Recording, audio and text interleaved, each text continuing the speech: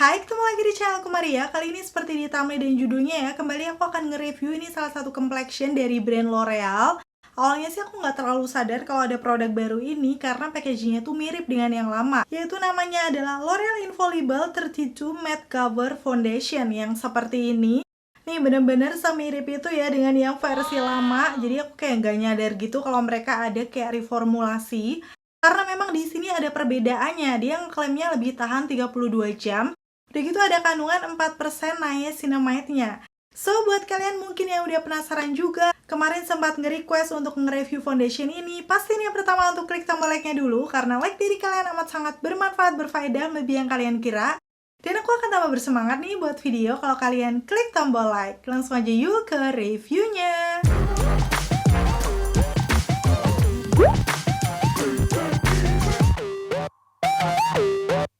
Dan sekarang aku akan ngebahas dari segi packagingnya, yang kalau aku bandingkan nih dengan yang versi lama, bener-bener nyaris kayak nggak ada bedanya gitu. Bentuknya tube sama, udah gitu perpaduan warnanya tuh hitam dan juga ada tulisan merahnya. Sama di bagian sini bening, jadi kita bisa langsung lihat untuk shade warnanya. Untuk lengkapnya nanti kayak gimana bedanya dengan yang versi lama, aku juga bakal buat video battle-nya ya. Segera di channel aku, jadi pastiin kalau kalian belum subscribe, bisa klik tombol subscribe. Dan juga notifikasinya ya, biar kalian gak ketinggalan update video terbaru dari aku. Kembali lagi ke foundationnya, yang membedakan dengan yang versi lama adalah di sini. Di bagian depan sudah tertulis ya, untuk klaimnya sendiri 32 jam matte cover. Jadi dia tuh kayak lebih tahan lama, yang dulu kan 24 jam ya. So penasaran banget nanti hasilnya bakal kayak gimana. Udah gitu seperti yang aku bilang tadi ya, ada kandungan 4% niacinamide yang biasanya bagus untuk bisa membuat wajah tuh kelihatan lebih cerah. Udah gitu melembabkan juga. Terus yang selanjutnya ada beberapa klaim yaitu full coverage foundation, even stone over time. Jadi menurut aku sih memang sepertinya ini akan sama dengan yang versi lama karena yang lama juga full coverage. Itulah kenapa yang 24 hours ini adalah foundation favorit aku ya. Tapi di sini aku coba shade yang beda yang lebih masuk di tipe skin tone aku sekarang, yaitu 125 warm undertone. Kalau aku lihat di bagian belakangnya, ini juga ada beberapa klaim produk, nanti akan langsung aku bahas aja setelah diaplikasikan di wajah aku seperti apa. Dan kalau kalian penasaran untuk detail ingredients, aku akan kasih zoomnya di situ, beserta nomor BPOM-nya. So, kalian nggak perlu khawatir untuk produk foundationnya ini, sudah aman ya kita pakai di wajah. Untuk netonya ini ada 30 ml, kemarin harganya kalau nggak salah 130 atau 140 gitu. Nanti untuk detailnya kalian bisa langsung cek aja di kolom deskripsi, aku udah taruh linknya ya, untuk kalian tahu harga terupdate-nya berapa. Dan pastinya karena dia bentuknya tube seperti ini, kalau aku buka, dia tuh di bagian dalamnya juga ada aplikator yang cukup lancip kayak gini, untuk mengontrol seberapa banyak nanti kita akan mengambil produknya. So, tanpa berbasa-basi lagi, mungkin kalian udah penasaran ya sama hasilnya kayak gimana. Aku udah pakai di beda hari, kemarin aku tes seharian gitu, dan aku akan kasih tunjuk detailnya di videoku yang berikut ini. Seperti biasa aku akan kasih tunjuk ya di sini wajah aku bare face setelah aku selesai menggunakan skincare. Minim kalian skin prep tuh pakai moisturizer sama sunscreen biar lebih lembab gitu ya mukanya. Dan pastinya dengan beberapa imperfection di wajah. Sekarang langsung aja ya aku akan ambil untuk produknya karena memang tadi ada di petunjuknya harus di shake-shake dulu biar formulasinya menyatu. Dan aku ambil kayak 1 kali pencet gitu. Nih teksturnya kayak gini. Menurut aku sih dia agak kental, tapi setelah aku ratakan seperti ini tuh kayak agak licin-licin watery gitu sih yang aku rasakan.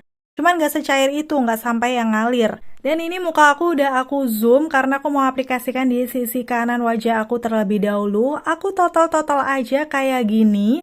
Kalau dari warnanya ini aku udah memilih yang warm undertone di tipenya tuh yang medium ke light gitu. Aku langsung akan ratakan aja karena ini sepertinya lumayan lebih kuning daripada punya aku yang sebelumnya yang 140 ya. Karena dia lebih ke neutral. Karena di sana ada kaca, mungkin aku akan sedikit noleh ke sana dan ini aku tap-tap menggunakan puff cushion aja. Tuh, waktu diratakan ternyata wow, dia kayak lebih gampang merata gitu ya. Mungkin karena teksturnya tadi aku merasa agak sedikit lebih cair daripada yang lama. Besok kita akan lihat di video battle-nya kayak gimana. Yang pasti untuk coverage-nya, ampun sih, untuk L'Oreal ini selalu bagus. Tuh, beberapa kali tap aja udah langsung bisa meratakan warna kulit aku yang sebelah kanan tuh. Area bawah mataku yang tadinya gelap juga sudah nutup. Dan penting ya di sekitaran hidung kalian harus tap-tap tuh di lipatan hidungnya biar kayak foundationnya nempel juga. Dan setelah beberapa kali tap kayak gini hasilnya di wajah aku before after. Kelihatan sisi kanannya sudah nutup gitu ya, flawless. Dan agak sedikit glow nggak sih? Kayak matte-nya tuh natural aja. Tuh di beberapa imperfection kayak bekas jerawat itu sudah nutup banget. Yang kelihatan itu adalah masih di noda-noda wajah aku. Tuh kelihatan yang natural kulit aja ya menurut aku. Tapi nggak apa-apa, sekarang kita akan lanjut dulu mengaplikasikan di sisi kiri wajah aku. Sama ya caranya, aku totol-totol aja. Dan barulah aku akan ratakan menggunakan puff cushion. By the way, untuk shade yang 125 ini di tipe skin tone aku kayak langsung nyatu gitu ya. Bagus sih, pas juga. Dan yang lebih aku suka pastinya coveragenya masih sama dengan yang lama. Dia kayak langsung full coverage gitu. Nutup seluruh noda-noda dan area bawah mata aku. Tuh bener-bener secepat itu yang ngeblendnya, coveragenya udah kelihatan bagus. Oke, ini aku udah selesai di sisi kiri wajah aku dan juga kanannya kayak gini hasilnya. Karena masih ada beberapa imperfection, ini aku akan tap-tap lagi 2 layer di bagian noda-nodanya aja ya. Biar lebih nutup lagi, mengingat tadi di tangan aku juga masih ada sisa. Jadi sekalian aja aku aplikasikan di bagian imperfection wajahku. Dan tara, hasilnya kayak gini, bener-bener sudah flawless, full coverage dengan finish matte-nya itu bener-bener kelihatan nih. Aku akan zoom aja, sedikit glow dan juga berasa lembab gitu. Kalau yang lama kan bener-bener matte ya, tapi yang ini tuh kayak lebih natural aja. Dan untuk shade 125 juga cocok di tipe skin tone wajah aku. Nih bener-bener kayak natural kulit, tapi lebih versi bagusnya aja sih menurut aku. Dan kalau aku zoom di sekitaran pori-pori ini juga bisa cukup menyamarkan. Ini untuk bekas-bekas jerawat yang ada di dagu sudah cukup oke.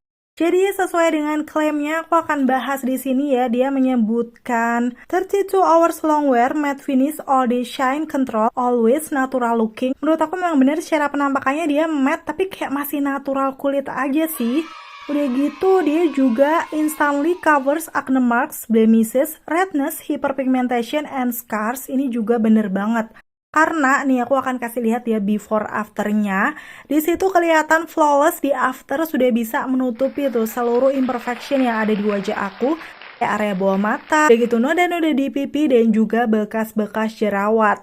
Dan menurut aku karena ada kandungan 4% niacinamide, di sini dia menyebutkan evens out skin tone over time, skin feels soothed. Jadi menurut aku sih ini kayak ada efek yang membuat wajah juga kelihatan cerahan dan juga terhidrasi atau terlihat lebih lembab aja sih menurut aku untuk yang versi barunya ini. So overall aku suka sama finishnya, selain full coverage juga masih natural. Karena muka aku T-zone-nya berminyak, di sini aku akan set menggunakan bedak yang Wardah yang Insta Perfect. Karena seingat aku ini oil controlnya biasa aja. Biar nanti kita bisa lihat untuk kemampuan foundationnya kayak gimana. Nah, seperti biasa, aku tap-tap di sekitaran T-zone aku menggunakan puff aja biar kayak lebih nempel. Dan khususnya juga di dahi aku ya yang sering gampang keringetan itu juga perlu di set. Begitu di sekitaran dagu juga. Dan untuk di area lain bisa di swipe-swipe aja menggunakan brush, pakai bedak yang udah ada di muka aja, nggak usah ngambil lagi. Biar hasilnya nanti tetap natural dan nggak kebanyakan bedak gitu loh. Oke, sekarang aku sampai di tahap ini sudah jam 11.06, aku akan kasih update-nya. Pastinya aku akan selesaikan makeupku dulu. Dan hasilnya kayak gini, natural look ala aku ya.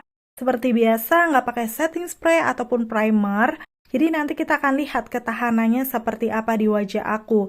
Dan sejauh ini yang aku rasakan di wajah aku juga masih berasa ringan. So langsung aja aku akan kasih lihat tes ketahanannya. Dan sekarang aku akan update yang pertama ya, karena ini apa yang aku cas, aku akan kasih tunjuk aja di situ sudah jam 4. Pakainya sudah sekitar 5 jam, masih di indoor aja karena memang aku nggak pergi-pergi hari ini. Tapi aku akan kasih tunjuk hasilnya kayak gimana di wajah aku.